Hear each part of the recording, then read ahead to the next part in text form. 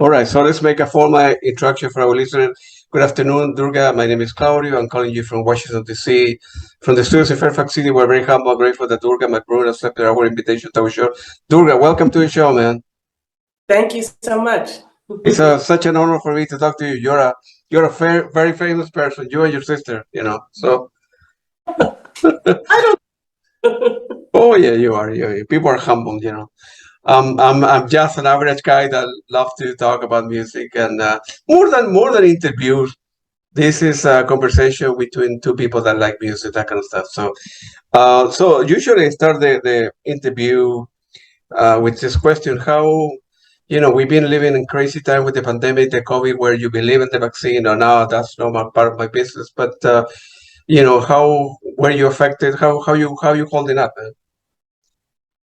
Much better now. It was really bad for a long time because obviously I make my living touring, and I think that touring musicians got hit pretty much the hardest.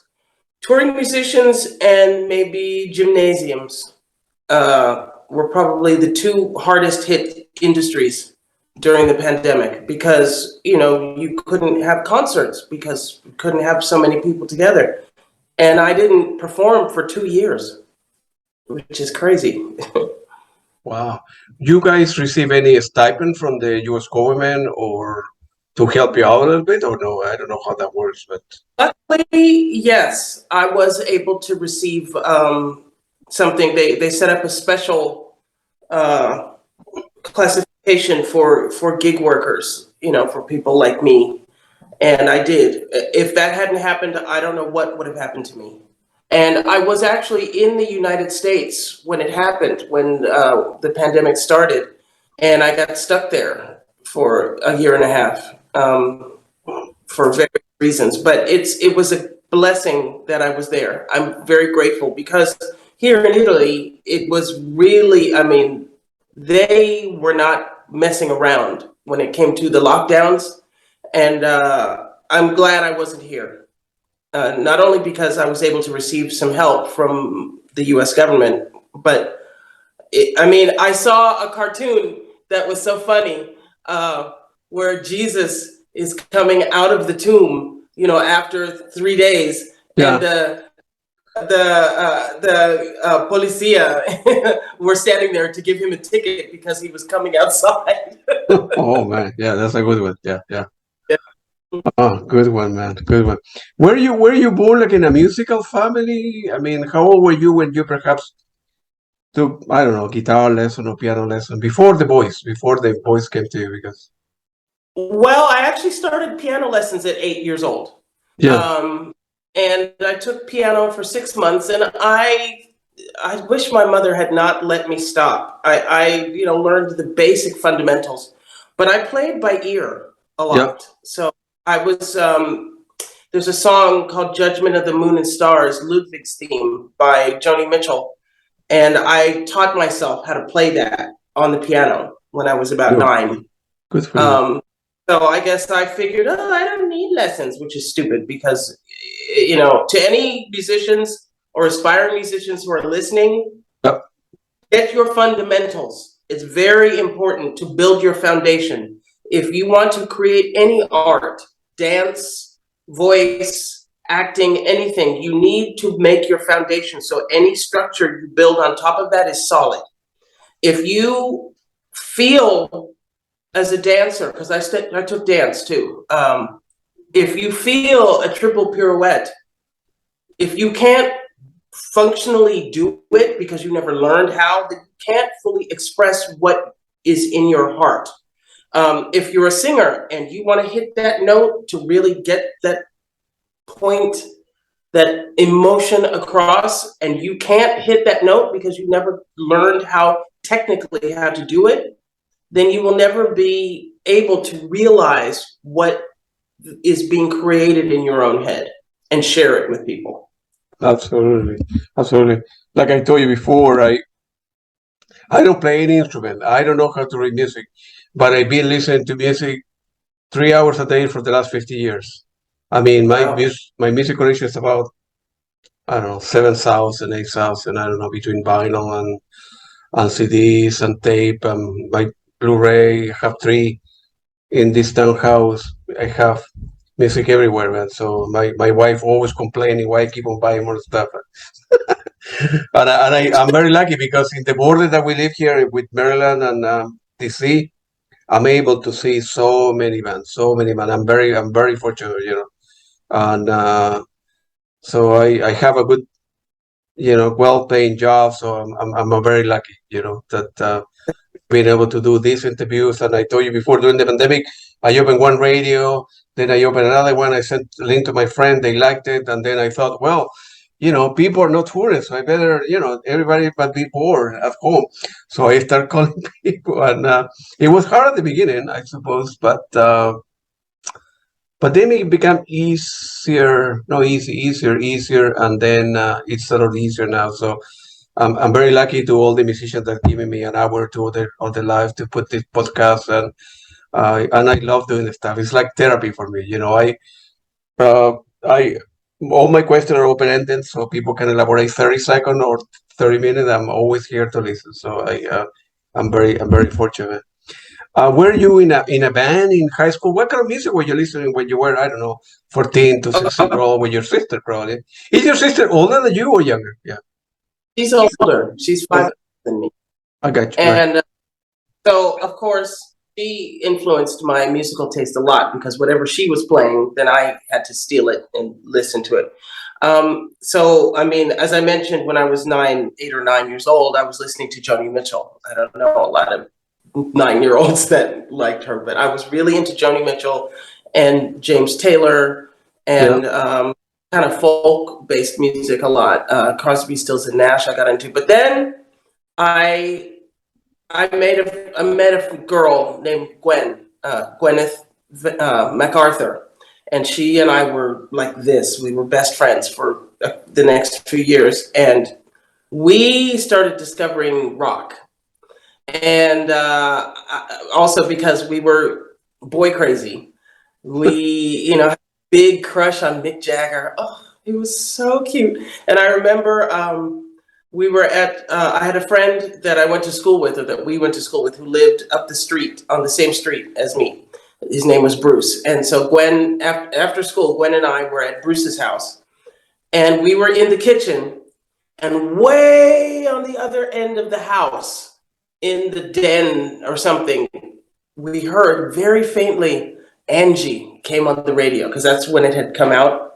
And of course, you know how little girls are, running through the house to go and stare at the speaker. Oh, Mick Jagger. Oh. So that's kind of what got me into rock. And then Bruce's older sister, Lori, you know how there's always like one cool older kid that lives in the neighborhood? She had a Mustang. She could drive, 16. So she had a convertible Mustang. And one time we were playing in my house, Bruce and Gwen and I, and Lori drove up and stopped to talk to her brother to home at what time or whatever. And on the radio, AM radio, I heard something I had never heard in my life. Say, hey, mama, say the way you move, gonna make you sweat, gonna make you groove. And I was like, oh, what is that? And of course, it was Led Zeppelin. And from then on, I was a rocker. And I then started to get into some progressive rock because Lorelei got into Yes. And then later, when I was 14, I was going to a school, and there were 3 really popular boys in my class, and they were all obsessed with Jethro Tull. So every day when I was getting ready for school, every day before school, I would listen to Thick as a Brick. Every day without fail. I also listened to a lot of musicals. Lorelei and I were very much into Barbra Streisand and Oliver. And then later, I was obsessed with cabaret. So very strong female vocals. That's that foundation. Later, I got a little more into more R&B. And Lorelei and I went for one summer to stay with some extended family in New York. And that was the summer that both, what was it? I think Talking Book, and then there was that big Marvin Gaye album, the one with the great album cover with the painting of the people dancing on it. And that came out in the same summer. So Marvin Gaye and Stevie Wonder became, you know, people I listened to. And then Earth, Wind and Fire. I had a very eclectic range. Good for you. Yeah, good for Brother Johnson. And then I got into Aerosmith. So I had, and then we got, Lorelei and I both got into like fusion and like Jeff Lorber fusion. And so I had a huge range of what I listened to, pretty much everything. What about Snoop Dogg, Dr. Dre, Roberta Flack, Carole King? Well, that was much later. I'm not really a huge rap fan, although I will say, like, at the beginning when hip hop really started to emerge, when it was a lot more conscious, I should say. I mean, like Mos Def. Love Mos Def because his lyrics are thoughtful and thought-provoking. Absolutely. Snoop, I love Snoop, actually. Snoop is very LA, you know, very much from where I'm from, you know, West Side. And I would love to get to him because I saw a billboard of his once where he was looking all hard, you know, his eyes looked all mean. And I juxtaposed that with, he was going through a trial at the time where he was accused of murder or something, and I could see the fear on his face and the softness in his eyes. And I wrote something for him, and I'm going to save it until I actually meet him. I'm going to give it to him, this rap that I got for him. So Dre, you know, all those guys. And I tried to hate him, but I can't. Eminem is a genius. His word is genius. It's so effective sometimes, but I can't help but love what he does with the English language because his wordplay is just, it's brilliant. It's brilliant. Yeah, those are very, of course I never had the opportunity to meet Dr. Dre and Snoop Dogg, but they're a very smart guy. I mean, Dr. Dre is very successful. I'm quite sure I have seen several interviews from Snoop, and he is a very smart guy. And, you know, forget about the weed and this and that. Everybody have done stupid stuff, including myself. But he's a very smart guy. I mean, he would have done very well in his life. He have been perhaps born in a different family. I'm quite sure he would have gone to an Ivy League school and do well with his life. He chose music, but he's a very smart guy, man. Well, let me stop you right there. Yeah. Why are you legitimizing the route that he did take? You don't have to go to an Ivy school to be. He's wildly successful. No, that's what I'm saying. And he will have done very. You know, he's done very well. You know, so. And you know, I'm sure he's probably. No, he's got his own strains, so I'm sure he's made millions with weed. So there's nothing wrong with smoking weed. No, I'm not a smoker myself. Yeah, but I don't know nobody that wants to smoke weed. I have mad respect for Snoop. I would love to meet the man. I'd love to work with him. I would love to collaborate on something where I'm singing the choruses and he's doing the main bit. I would love to hang with him. Just hang with him for an afternoon. Although I don't think I could because he would smoke me out and I'd be running into walls because I can't handle weed. Yeah. Well, no, I'm quite sure. So eventually, right? You were listening to very good music, and then do you realize that you could sing, that you and your sister have unique voices? I mean, well, it's interesting because, you know, she was more focused on music to start with, and I was interested in acting. And I actually went to UCLA as a theater arts major, and I went to school with Tim Robbins was there when I was there, and a guy named Lee Ehrenberg who was in the Pirates of the Caribbean films. You remember the bald guy? I love puppet. That's my friend Lee. I went to high school with him. So we went from high school to UCLA together. There's a few of us that people would know, well-known character actors, but Tim Robbins obviously is the biggest. And I was in Flashdance. I got my card on the movie Flashdance. We shot it in 1981, but it didn't come out till 83 for some reason. But anyway, so I was primarily focused on acting. But in the early 80s, when you were, a dark-skinned Black girl like me, and also, I was kind of built, I'm 5'10", I modeled, so I had a pretty amazing body. All they wanted to cast me as was hookers, prostitutes, and maybe prison inmates, because that's the roles they gave girls like me. They didn't consider us for lead roles because we did not have the Eurocentric ideal of beauty. And I got really bored with that. I studied Shakespeare in college. And I started to get into music. I was in one little band called IC3 with some guys I went to college with. And then I was trying to start my own band. And then Lorelei got her deal with Capitol Records and invited me to New York to sing backing vocals on her album. And we have a great blend. We've been singing together since we were children.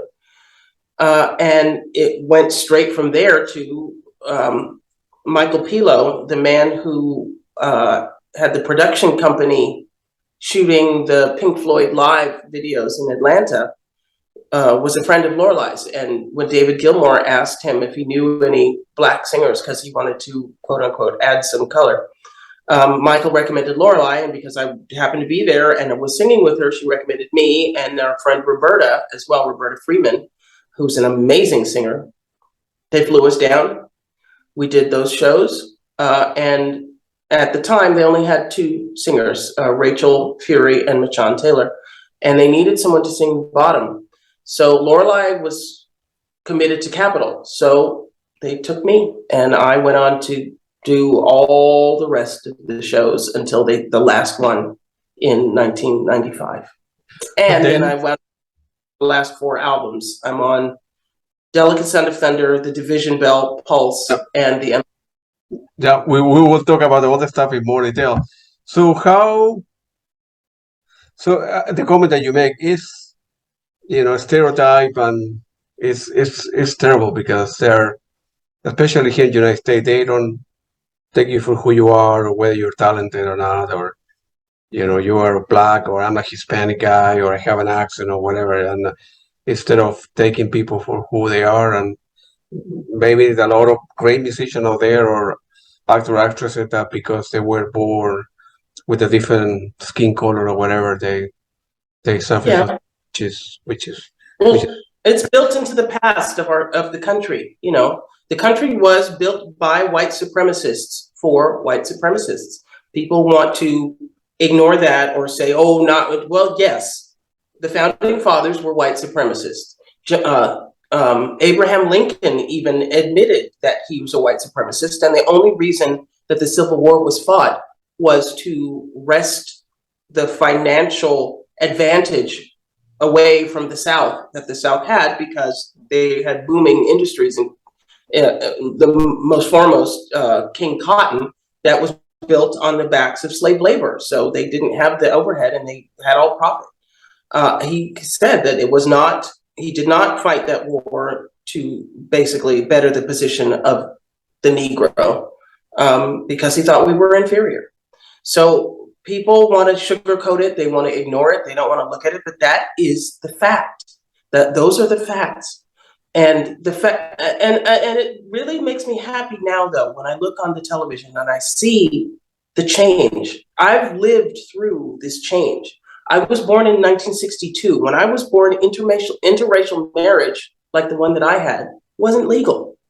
And now I see on television and in movies, I see couples that are different races, and I see families that have, one parent is this and one parent is this, and then the child is completely different. And people are starting to accept we're all different. Yeah. Okay to see that represented on screen. I'm so happy for the children growing up today that they see strong Black women, and they see strong Hispanic women, and they see Hispanic males, Latino males in positions of power, or Asians, and there are Asian superheroes. They didn't have that when I was growing up. Sure. And it's great that they have it now. Yeah, absolutely. I mean, one of the two people, the smarter two people I have ever worked for, they were black dudes, and very smart. Was my advisor for one of the degrees that I have in one of these important school, and my boss right now is they're very smart. The company I work for, you are accepted based on your intellectual capacity of what you can produce and do that, and not for your skin color or when you have an accent or this or so. I'm amazed. It's kind of crazy country society that we live in. I'm very proud to be a U.S. citizen. I came here to study back in '86 from Chile, as I mentioned before, and I have done very well with this here in the United States, and this country has been very good to me. So, I may not like one president or another or this or that, but there will never be another America in any galaxy. So this or that, it's an unbelievable country, and where you're gonna start from bottom zero and then little by little start moving up. So I'm very fortunate to be a U.S. citizen as well. So, but you also, before we start talking about Pink Floyd, you also participated with some videos with David Lee Roth, Eurythmics, David Bowie, Janet Jackson. You weren't making a room. You were making room for yourself, and so those are big names. So. Yeah. Fortunately, there's a friend of ours named Crystal Lujan who was a casting director, and she loved me. I just talked to her yesterday, actually. Her son is coming over to the UK, and I invited him to come stay with me in Rome if he wants to come over. But she cast me in a lot of things. I was in an amazing video. You remember the video for You Can Call Me Al? Paul Simon. Paul Simon, yeah, of course. And then with the congas and all that kind of stuff. That's right. Okay, there's a reason that video is shot in one room, and it's pretty much a static shot. Yeah. There was a previous video shot by, oh goodness, I'm blanking on her name now, Catherine. She won the Oscar for Best Director for The Hurt Locker. Anyway, she and her partner shot the original video for You Can Call Me Al, and it was a huge $1 million production, which back then was a lot of money. A 3-day shoot, which for videos normally was never that long, and it was all these amazing images, and the angels in the architecture. I was one of the angels in the architecture, painted with fluorescent paint on my face, and my hair was kind of braided and knotted like a Kachina doll. And they shot us underwater. So we had on this flowing chiffon, and they did all these shots where we were dancing and doing all this choreography underwater. So we looked like we were flying. And then there was a shot of Paul, and he had this coat that someone had painstakingly taken whole peanuts in the shell and glued it all over this coat. So the whole coat was covered with peanuts. And when Paul saw the footage, he didn't like how his hair looked, and he didn't like the peanut coat. And they tossed the entire video. I wish to God, I wonder if it exists somewhere, because it was amazing. And all they had money left for was to do the video that wound up coming out with Chevy Chase. Yeah, wow, in one room. Oh man, that video gotta be somewhere on YouTube or the internet, right? So, it was released. So if it exists somewhere, it's in somebody's vault or something. Catherine probably has it somewhere on video or something. Yeah, let's talk about. Let's move to one of the favorite bands in the whole world. Of course, we're talking about Pink Floyd, so that's why I'm wearing my Pink Floyd shirt here. And so you started with them in '87, right? The Omni Arena. That was the first gig that you did. That's so right. Feel free to elaborate as much as you can. How you were at the beginning when they wanted a woman of color and whatever. where you guys were rehearsing in Canada. I is my understanding in Toronto or no? No. Weeks. No. Well, no, they rehearsed in Toronto. Yeah, This is before Lorelei and I came to work with them. Yeah. And then they came down to Atlanta. And as I mentioned, I was recording with Lorelei. Lorelei was recording her solo album on Capitol Records with Nile Rodgers producing in New York. And so they flew us down. Actually, we sent some tapes of some of the stuff that we were recording. So it was like perfect timing that we just happened to have this stuff so they could hear what we sounded like together. And I guess we all sent in some photos and they said, okay, fly them down. So they flew us down. I still can't believe it was that easy. We were sitting backstage at the Omni, and this man comes out with an acoustic guitar, and he says, "Hi, should we go over some of the parts?" And we were like, "Who's this guy?" Because Pink Floyd had made a point of not showing their faces and having the music be the star. I mean, people identify them a lot more now, but this also, you have to remember, this was still also in the early days of video, and they didn't really want to be in the videos or anything like that. So we didn't know who it was until he opened his mouth and started singing, and it was like, oh, that's David Gilmour. Good for you. And so we went over some of the more difficult parts, and we were meant to watch the first night and see the show, and then tape the subsequent nights. And he said, "Oh, you sound great. Would you like to start tonight?" Here's another lesson to any aspiring artists or musicians. When opportunity knocks, answer the door. If we had said, "Oh no, we're scared, we're not ready," who knows what would have happened. We had to step up and say yes. And then later, when we were getting ready, freak out in the dressing room. But we held it together and we did it, and it came out great. And subsequently, as I said, they asked me to join the tour, and it changed my whole life. Yeah, if you have not said yes, your life would have been very, very different, right? Yeah. And how is it to work with them? And as much as you can elaborate, how difficult or easier it was to at the beginning, because then you do one gig, you do 2 gigs, but then eventually Pink Floyd said, "Well, we want to travel for like a year. We're going to be traveling to 40 different countries and this and that, get your passport ready." And it's big commitment, So I go to a show tonight, I'm going to see the Beach Boys. Tomorrow I'm going to see Ross Stewart. I have no idea how the equipment got there. I get there, I drink a cup of beer, I drive home and go to work on Monday. So, but in your case, putting the stuff together and moving from city to city, you need to catch a bus, a hotel, and it's very difficult for a musician to be on the road, right? A lot of people don't realize how grueling and difficult it is.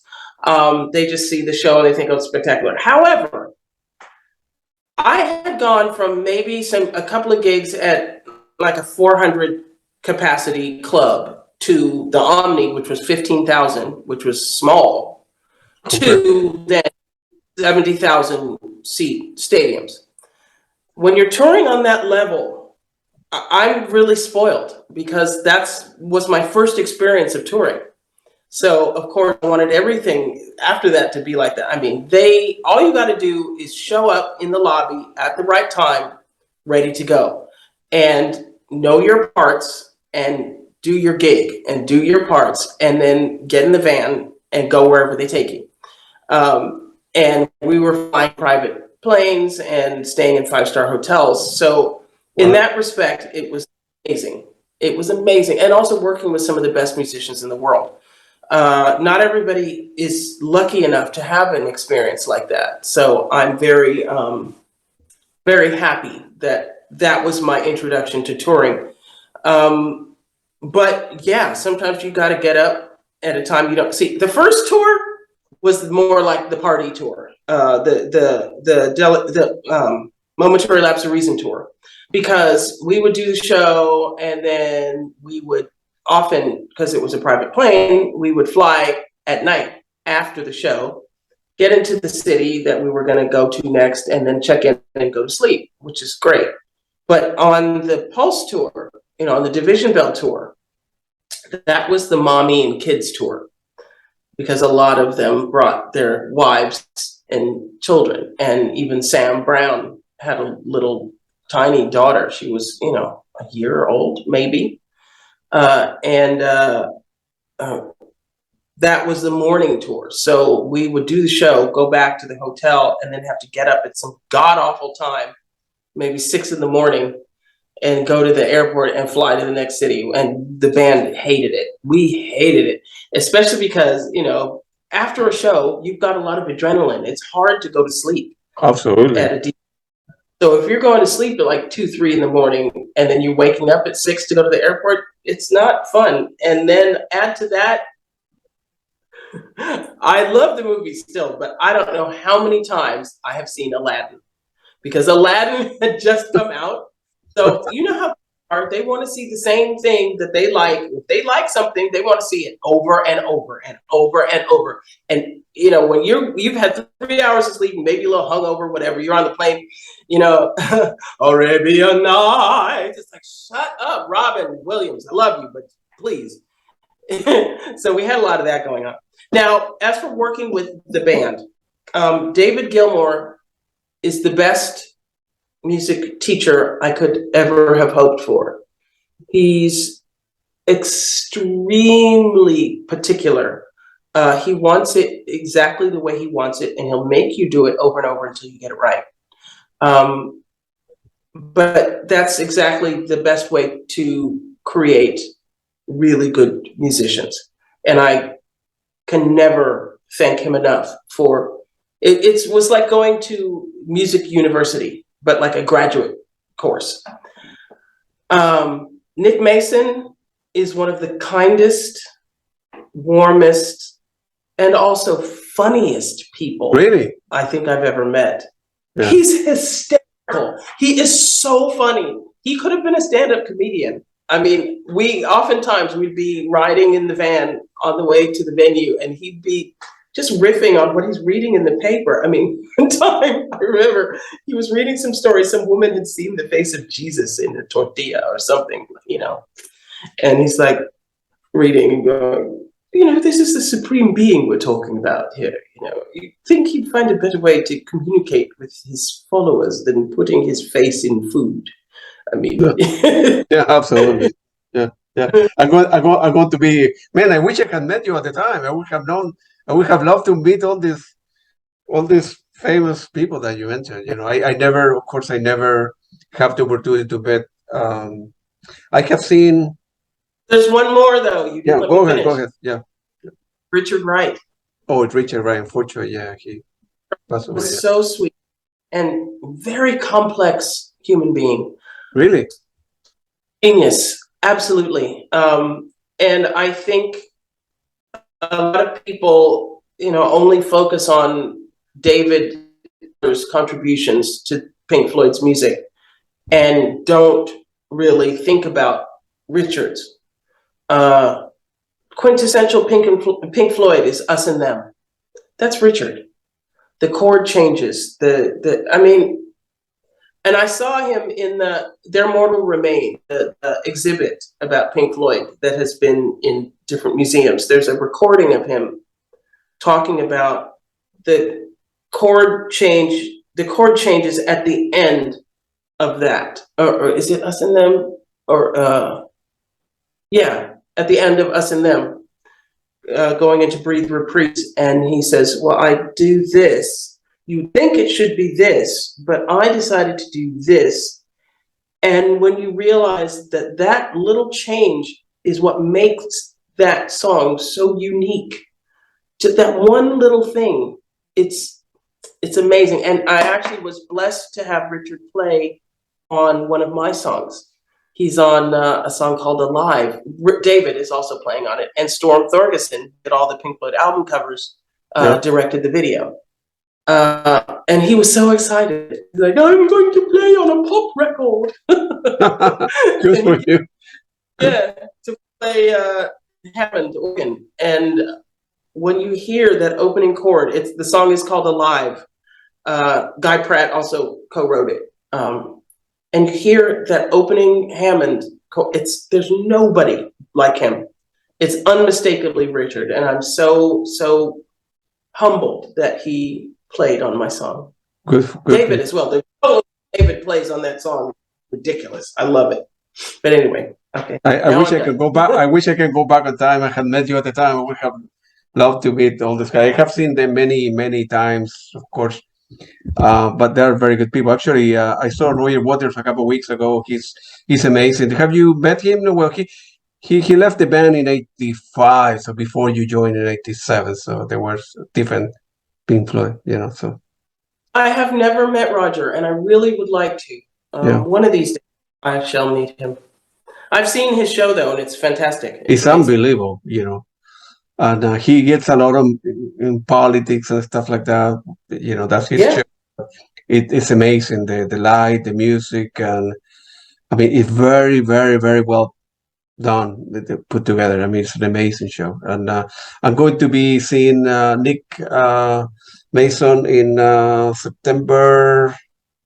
He's doing a show in DC in the 27, I think. So hopefully I will have the opportunity to meet him. I would tell him I'm a friend of yours. Maybe I can take a picture with the guy or go backstage with the guy, because I love Pink Floyd. That's very good music. Nick is a wonderfly kind human being. I'm quite sure. Yeah. And feel free to elaborate on. I think they were at the beginning when you joined Pink Floyd. There was a rivalry between vocal singer, and there was a hard time at the beginning. I think with the three of you, or there were many changes. But feel free to elaborate on that. It wasn't the three of us. It was the two of them. The two of them. I got you. Right.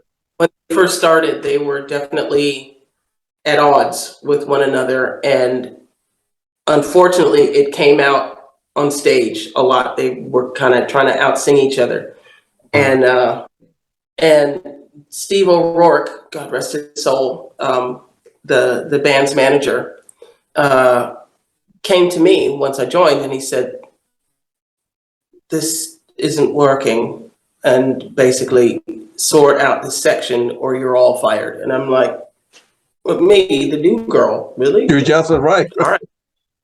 And I sucked it up, and I was like, grabbed him. I was like, "Look, you bitches, I'm not getting fired because of your shit. You need to get it together." And we did. We actually managed to create a really harmonious blend. I really liked that section. And actually, I'm going to be doing a show with Machan and Lorelei in December, as you know, in Chile. So it'll be the first time I've sung with her. Actually, I did Government Mule. That's is the Allman Brothers backing band? I think so. Anyway, did a whole production of Dark Side of the Moon. God, when was this? It was a while ago now, like 15, 20 years ago, maybe. And I sang with Machan on that because her husband plays in the band. But this will be the first time I've sung with her in all this time, and that'll be fun. Good for you. Where are you going to Santiago or other cities, or? Yeah, and then just Chile, or you're going to be Latin America? As of right now, it's just Chile, but they want to add more shows and maybe next year do some more. It's going to be me and Scott Page and Lorelei and Machan. So, and this is a first because Lorelei and Machan, well, aside from the show in Atlanta, and Lorelei did a couple of shows at the Sports Arena right before I permanently joined the tour. They haven't sung together since then. Oh wow, yeah. Let me know. We'll I will question. I will text you and let me know exactly where it's going to be to see if I can fly there. I mean, I'm going all over the world to meet some musicians and stuff like that. But I will try my best to make it. As a matter of fact, I'm going to Portugal in October, and then to meet some Dead Can Dance people, and then hopefully people who Coldplay in Buenos Aires, Argentina, and then I would love to go to. I usually go to Chile to see my sisters and my parents both passed away, and so hopefully will work out. I would like to take the three of you to dinner or the four of you to dinner because I would love to do that kind of stuff. So. Okay, I'll let you know. And so the Momentary Lapse of Bristol tour, 87 to 90, man, that was you guys party very, very hard. Well, maybe you guys are happy that at the time, video didn't exist or cell phone didn't exist because man, in the 80s, a lot of things went and go that perhaps it wouldn't be tolerable, nowadays with society with this and that. Right? So. Well, it was the 80s, so everybody was doing it back then. But yeah, a lot of things from the 80s do not translate well now. Yeah. Feel free to mention. I don't want you to get in trouble, but mention a couple of crazy stuff that you guys did or Gilmour did, or I have seen also. But feel free to elaborate. Without getting in trouble about a couple of funny things that happened and when you were touring and this or that. I heard the problem in Germany with the suitcase and Australia and that kind of. Let me tell you the story. Do you want to tell the story? Of course, yeah. This is your show, Durga. Okay. Open up. Don't get in trouble. Don't say anything that you will regret later. So. I'm not gonna get in trouble. I actually am writing my autobiography right now. Good for you. I'm writing a lot of these stories. It's gonna be in there. When we were in Frankfurt, checked into the hotel, the band party, and there's about 20 people in the band party. And what we didn't realize was in this hotel, they were doing major renovations. So not only the basement, but the top 3 floors of the hotel were being renovated. So first thing in the morning, like 8 o'clock in the morning, do you know what a pneumatic drill is? Yeah. Very loud, right? Oh, yeah. Beams running the whole length of the hotel.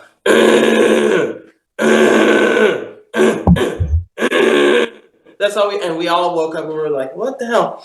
And so, we had to go do the show and then we come back. And then the next morning, again. And so Steve O'Rourke, the band manager, goes to the hotel manager and he says, look, we've got like 20 rooms in your hotel. We're spending a lot of money. Would it be possible to lay off the power tools at least until, 9, 10 would be even better. And the hotel manager, oh, yeah, sure. And the next morning, 7 a.m. and hammering and all the construction noise you can hear. So Steve got really angry and he told us not to pay for our extras because normally, the band obviously covers the room cost, but, any room service or back in those days, because nobody had cell phones, if you had to make phone calls through the hotel, which were very expensive to make international calls, all of that were part of your extras, and you were responsible for your own extras costs. So he told us all secretly on the way back, I guess, from the gig the night before, that he was going to stop payment on the check to the hotel and for us not to pay our extras when we checked out. So the next morning we get up, with all this going on. Oh no, that's right. No, it was after we woke up, heard the noise. Then he told us all not to pay our extras. So we start coming downstairs and normally we would put our luggage out in the hall an hour before we had to check out and they would get all the bags, bring them downstairs to load into the van to go to the airport. The hotel started to notice that nobody was coming forward to pay their extras. And they thought it would be a really good idea to start withholding some of our luggage. And they chose the wrong people. They chose, first of all, Mark Brickman, who's the lighting designer, who is absolutely a genius. The man's vision is unparalleled. He came up with the whole production design of the tours. They kept his bags. We were in Germany and he's Jewish. Big mistake. So he goes up to the front desk and freaks out. Give me my